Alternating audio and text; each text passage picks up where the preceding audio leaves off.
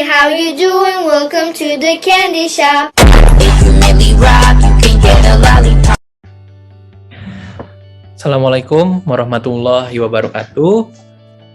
Kami dari kelompok 2 ingin mempresentasikan analisis dasar-dasar evaluasi proyek dengan studi kasus evaluasi proyek Kelok 9 yang beranggotakan ada Firdala Litya Umam, Aninta Syifa Kinanti, saya Haidar Mufid, lalu ada Ghazali Akbar Najah, dan Fahrel Afyari.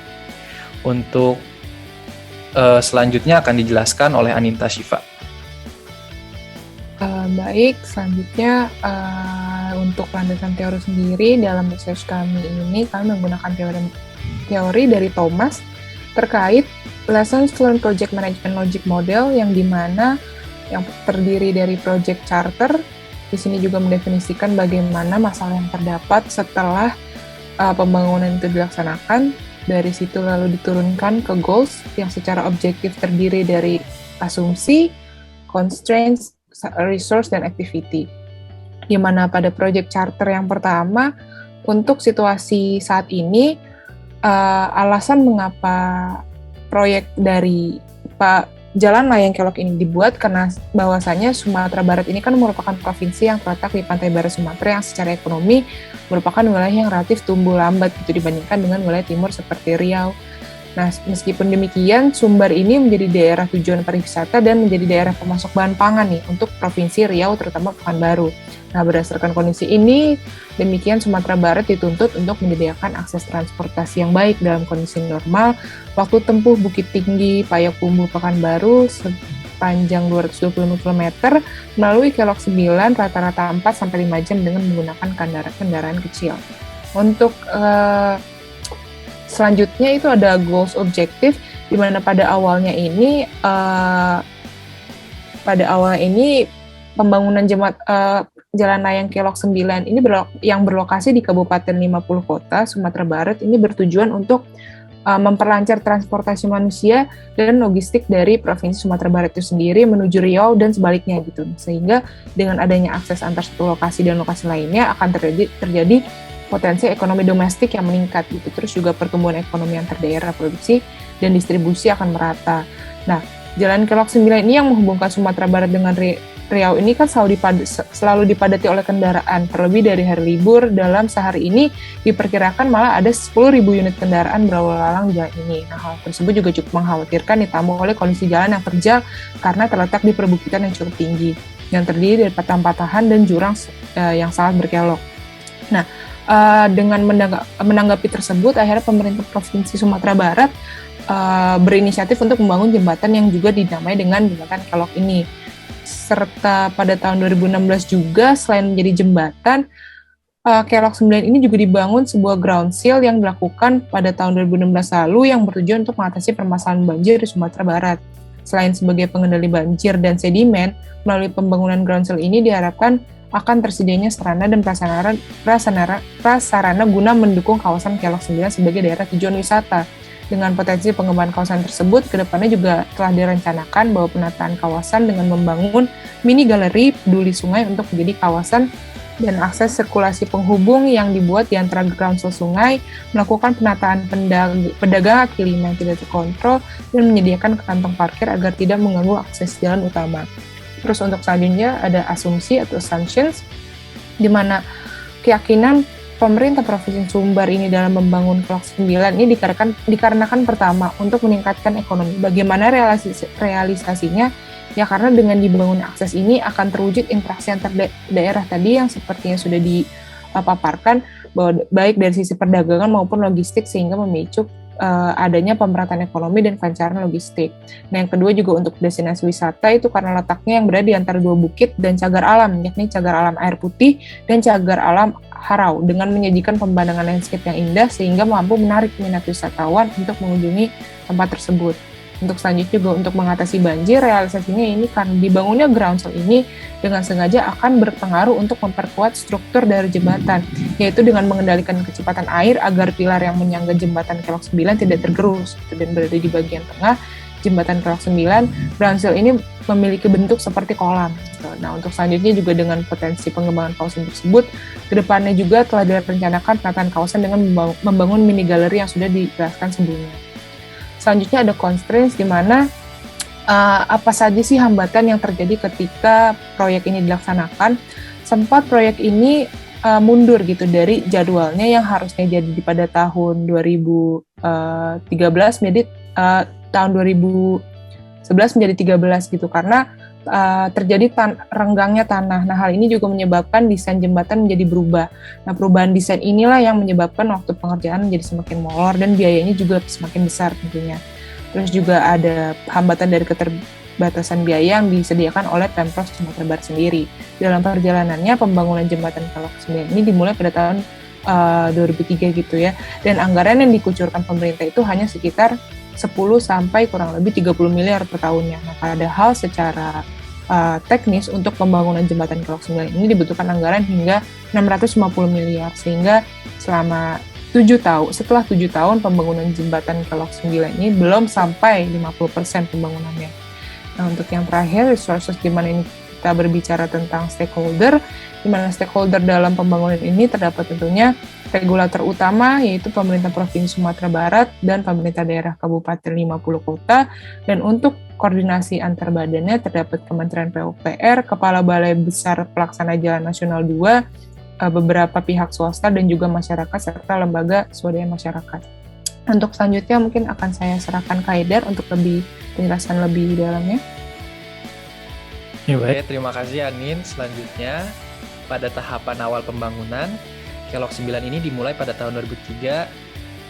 Pada tahap perencanaan pembangunan ditemukan kondisi awal jalan Kelok 9 mengalami fenomena penyempitan jalan atau bottlenecking. Penyempitan jalan Kelok 9 memiliki panjang hingga 3 km dengan lebar jalan yang sempit yaitu sekitar 5 meter, sehingga kendaraan berat seperti truk dan kontainer tidak dapat melintasi jalan.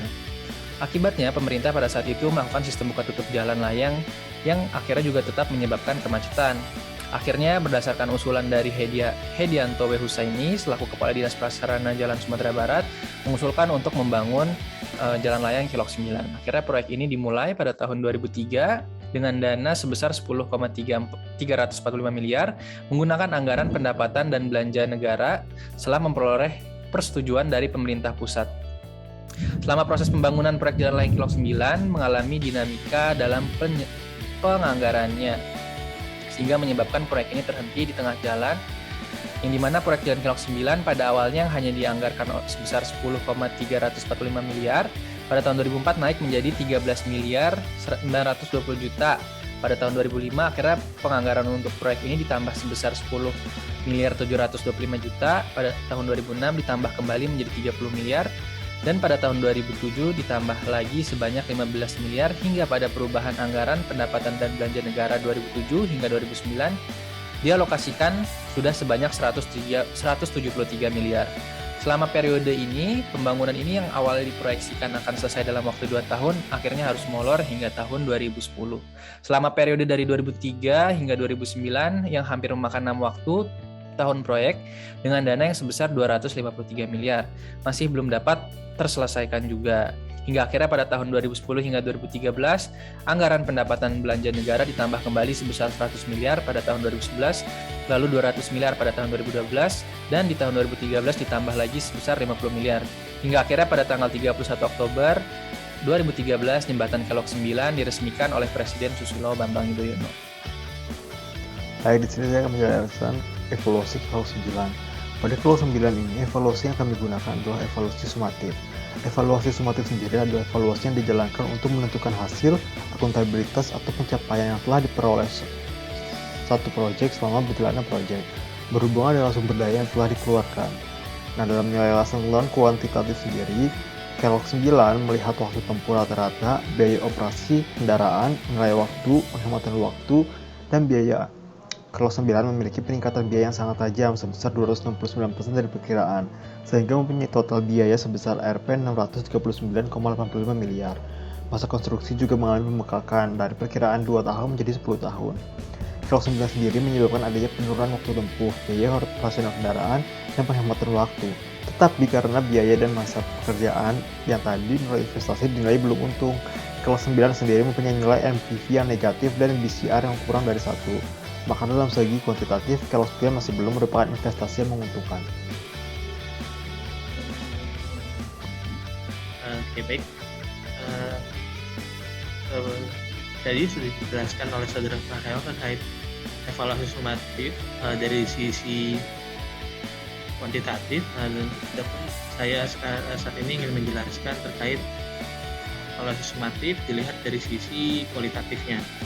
Nah, proyek pembangunan Jembatan Kelok 9 ini memunculkan berbagai potensi seperti potensi ekonomi dan pariwisata, yang mana hal tersebut berasal dari adanya masyarakat yang berdagang di sekitar Kelok 9 dan juga adanya pengunjung atau pengendara yang berhenti untuk melihat keindahan alam yang ada di Kelok 9 tersebut. Nah, keindahan alam tersebut seperti tebing, sungai, bukit, dan lain sebagainya, yang mana sebelum Jembatan Kelok 9 ini dibangun, keindahan alam tersebut tidak terlihat.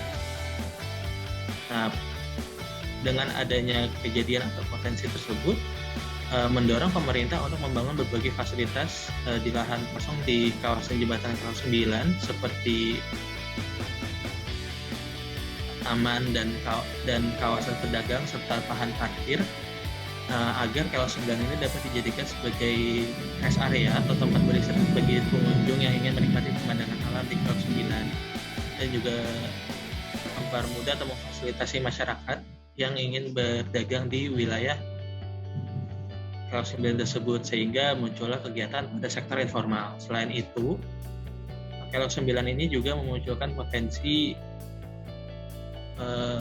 pencegahan banjir atau mitigasi banjir, di mana pembangunan ground seal di bawah jembatan 9 ini yang mana digunakan untuk memperkuat struktur jembatan. Hal tersebut juga dapat mengendalikan kecepatan air di sungai yang berada di bawah Kelok 9, sehingga hal tersebut dapat mencegah bencana banjir terjadi. Baik, sekian penjelasan dari saya. Selanjutnya akan dipaparkan terkait kesimpulan dari hasil diskusi kami yang akan disampaikan oleh Firda. Dari silakan. Oke, baik, terima kasih Mbak Gali. Nah, berdasarkan analisis yang telah kami lakukan, bisa disimpulkan bahwa jalan layang atau jembatan Kelok 9 yang menghubungkan dua provinsi, yaitu Provinsi Sumatera Barat dengan Riau, adalah salah satu dari sekian proyek di Indonesia yang mengalami lika-liku secara harfiah dan juga kiasan dalam pembangunannya. Proyek pembangunan Kelok 9 ini memakan waktu yang cukup lama, sekitar kurang lebih 10 tahun, dan menjadi proyek yang memanfaatkan potensi alam dari Sumatera Barat sekaligus manfaat teknisnya sebagai jalan layang. Nah, dari segi kuantitatif, secara keseluruhan pembangunan proyek Kelok 9 belum menjadi investasi yang menguntungkan, dilihat dari waktu tempuh rata-rata, biaya operasi kendaraan, nilai waktu, penghematan waktu, dan biaya. Kelok 9 memiliki biaya dan masa konstruksi yang mengalami pembengkakan, tapi di sisi lain, Kelok 9 ini menurunkan waktu tempuh, biaya operasional kendaraan, dan juga penghematan waktu. Akan tapi, dikarenakan besarnya biaya dan masa pengerjaannya, nilai investasi dinilai belum untung. Dari segi kualitatif, proyek Kelok 9 sebetulnya memunculkan peluang usaha dan pariwisata bagi masyarakat sekitarnya. Potensi ekonomi ini membesar dengan terbukanya keindahan alam di wilayah Kelok 9, yang kemudian mendorong pemerintah membangun fasilitas di lahan kosong kawasan Kelok 9 seperti taman dan kawasan pedagang, agar kawasan ini dapat dijadikan sebagai rest area bagi pengunjung dan juga tempat bagi masyarakat untuk berdagang atau berkegiatan secara informal. Nah, melihat evaluasi dari output dan outcome pembangunannya, potensi yang dimiliki oleh jalan layang Kelok 9 ini masih bisa dikerahkan lagi dengan lebih efektif sehingga nilai investasinya itu lebih tinggi. Sekian pemaparan dari kelompok kami, kurang lebihnya mohon maaf. Wassalamualaikum warahmatullahi wabarakatuh.